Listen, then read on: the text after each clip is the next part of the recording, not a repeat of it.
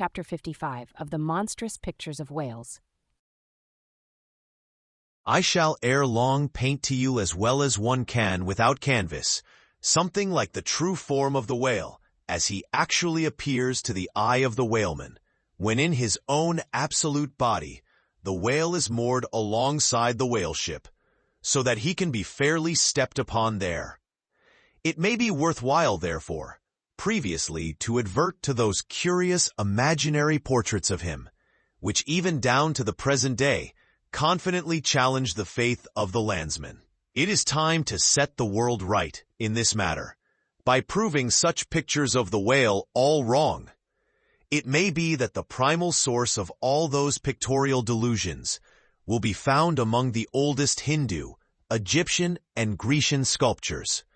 For ever since those inventive but unscrupulous times, when on the marble panelings of temples, the pedestals of statues, and on shields, medallions, cups, and coins, the dolphin was drawn in scales of chain armor like Saladin's, and a helmeted head like St. George's. Ever since then has something of the same sort of license prevailed, not only in most popular pictures of the whale, but in many scientific presentations of him.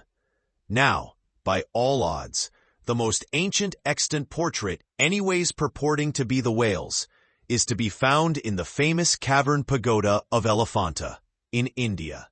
The Brahmins maintain that in the almost endless sculptures of that immemorial pagoda, all the trades and pursuits, every conceivable avocation of man, were prefigured ages before any of them actually came into being. No wonder, then, that in some sort our noble profession of whaling should have been there shadowed forth. The Hindu whale referred to occurs in a separate department of the wall, depicting the incarnation of Vishnu in the form of Leviathan, learnedly known as the Matsya avatar. But though this sculpture is half man and half whale, so as only to give the tail of the latter, yet that small section of him is all wrong. It looks more like the tapering tail of an anaconda than the broad palms of the true whale's majestic flukes. But go to the old galleries, and look now at a great Christian painter's portrait of this fish, for he succeeds no better than the antediluvian Hindu. It is Guido's picture of Perseus rescuing Andromeda from the sea monster or whale. Where did Guido get the model of such a strange creature as that? Nor does Hogarth, in painting the same scene in his own Perseus Descending, make out one whit better. The huge corpulence of that Hogarthian monster undulates on the surface, scarcely drawing 1 inch of water. It has a sort of howdah on its back, and its distended, tusked mouth into which the billows are rolling might be taken for the Traitor's Gate leading from the Thames by water into the Tower. Then, there are the prodromus whales of old Scotch Sibbald, and Jonah's whale, as depicted in the prints of old Bibles and the cuts of old primers. What shall be said of these? As for the bookbinder's whale, winding like a vine stalk round the stalk of a descending anchor, as stamped and gilded on the backs and title pages of many books both old and new, that is a very picturesque but purely fabulous creature, imitated, I take it, from the like figures on antique vases. Though universally denominated a dolphin, I nevertheless call this bookbinder's fish an attempt at a whale, because it was so intended when the device was first introduced. It was introduced by an old Italian publisher somewhere about the 15th century, during the revival of learning. And in those days, and even down to a comparatively late period, dolphins were popularly supposed to be a species of the Leviathan. In the vignettes and other embellishments of some ancient books you will at times meet with very curious touches at the whale, where all manner of spouts, jets d'eau, hot springs and cold, Saratoga and Baden-Baden, come bubbling up from his unexhausted brain.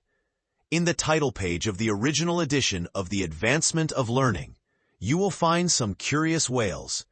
But quitting all these unprofessional attempts, let us glance at those pictures of Leviathan purporting to be sober, scientific delineations by those who know. In old Harris's collection of voyages, there are some plates of whales extracted from a Dutch book of voyages, A.D. 1671, entitled A Whaling Voyage to Spitzbergen in the ship Jonas in the Whale, Peter Peterson of Friesland, master. In one of those plates, the whales, like great rafts of logs, are represented lying among ice isles, with white bears running over their living backs. In another plate, the prodigious blunder is made of representing the whale with perpendicular flukes. Then again, there is an imposing quarto, written by one Captain Colnett, a post-captain in the English Navy, entitled A Voyage Round Cape Horn into the South Seas, for the purpose of extending the spermaceti whale fisheries. In this book is an outline purporting to be a picture of a physeter, or spermaceti whale, drawn by scale from one killed on the coast of Mexico, August 1793, and hoisted on deck. I doubt not the captain had this veracious picture taken for the benefit of his marines.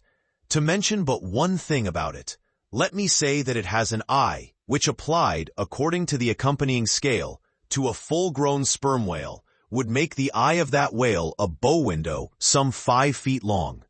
Ah, my gallant captain, why did ye not give us Jonah looking out of that eye? Nor are the most conscientious compilations of natural history for the benefit of the young and tender, free from the same heinousness of mistake. Look at that popular work, Goldsmith's Animated Nature. In the abridged London edition of 1807, there are plates of an alleged whale and a narwhale. I do not wish to seem inelegant, but this unsightly whale looks much like an amputated sow, and as for the narwhale, one glimpse at it is enough to amaze one. That in this 19th century, such a hippogriff could be palmed for genuine upon any intelligent public of schoolboys. Then, again, in 1825, Bernard Germain, Count de Lacépède, a great naturalist, published a scientific systemized whale book, wherein are several pictures of the different species of the Leviathan.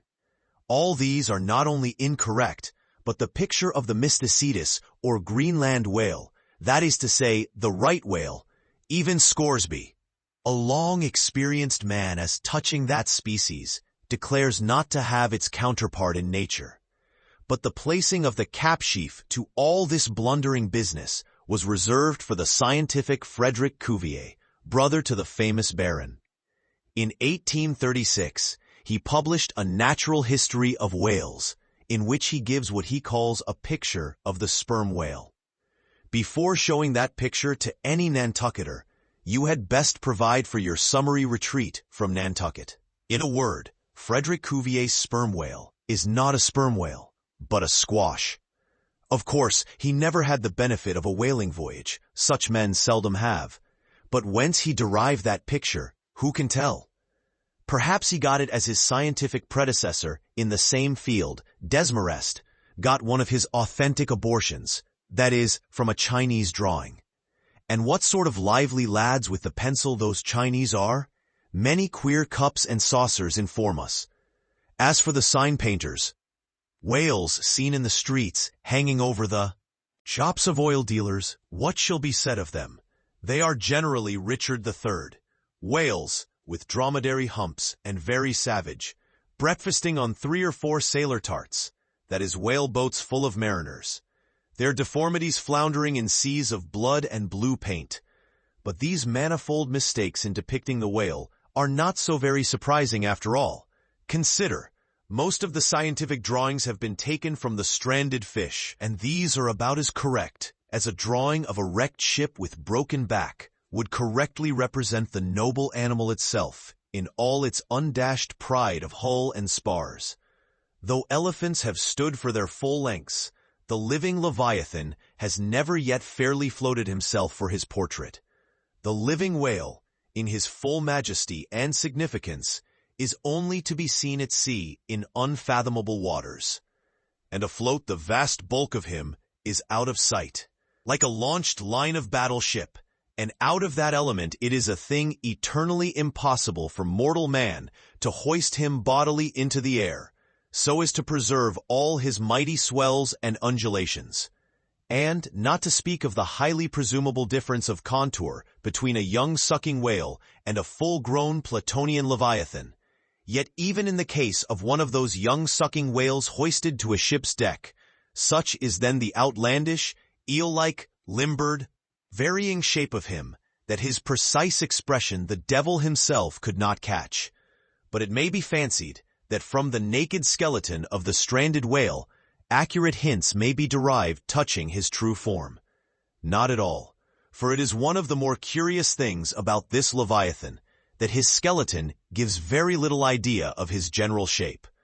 Though Jeremy Bentham's skeleton, which hangs for candelabra in the library of one of his executors, correctly conveys the idea of a burly-browed, utilitarian old gentleman, with all Jeremy's other leading personal characteristics, yet nothing of this kind could be inferred from any Leviathan's articulated bones.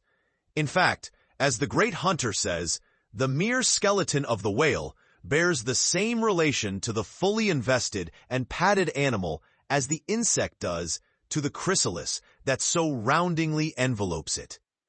This peculiarity is strikingly evinced in the head, as in some part of this book will be incidentally shown. It is also very curiously displayed in the side fin, the bones of which almost exactly answer to the bones of the human hand, minus only the thumb. This fin has 4 regular bone fingers, the index, middle, ring, and little finger, but all these are permanently lodged in their fleshy covering, as the human fingers in an artificial covering. However recklessly the whale may sometimes serve us, said humorous Stubb one day, he can never be truly said to handle us without mittens. For all these reasons, then, any way you may look at it, you must needs conclude that the great Leviathan is that one creature in the world which must remain unpainted to the last. True, one portrait may hit the mark much nearer than another, but none can hit it with any very considerable degree of exactness.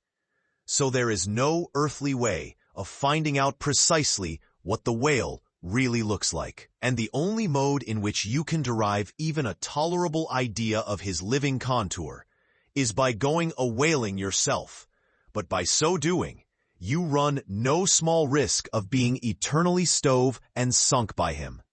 Wherefore, it seems to me you had best not be too fastidious in your curiosity touching this Leviathan.